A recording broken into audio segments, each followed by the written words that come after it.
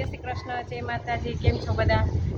એટલે આજે કાલે ધૂળેટીનો દિવસ હતો, આજે આપણે બીજો દિવસ છે, આજે ચંદ્રગ્રહણ છે એટલે આપણે ધૂળેટી નહીં મનાવતા। અને કાલે હોળીનો પર્વ હતો ને અહીંયા અમારા આંગણવાડીની બાજુમાં અહીંયા હોળી થાય છે।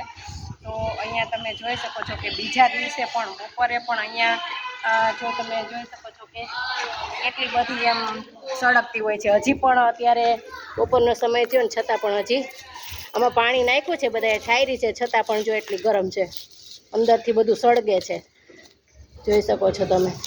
તો આપણે દર વર્ષે આપણે આમાં ચેક કરી લઈએ છીએ અને જો ધુવાડા નીકળતા હોય કે ગરમ નીકળતું હોય તો આપણે હોળીને પાણી નાખી અને આ જે ગરમ ગરમ હોય તો એને આપણે ઠારી દઈએ છીએ।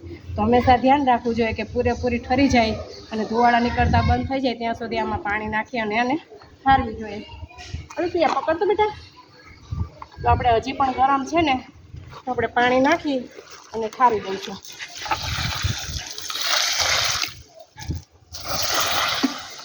તો તમે જોઈ શકો છો કે હજી કેટલા ધુવાડા નીકળે છે અંદર।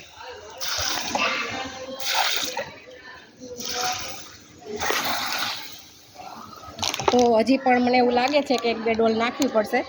તો આવી બાબતનું હંમેશા ધ્યાન રાખવું જોઈએ। બાય બાય, જય શ્રી કૃષ્ણ।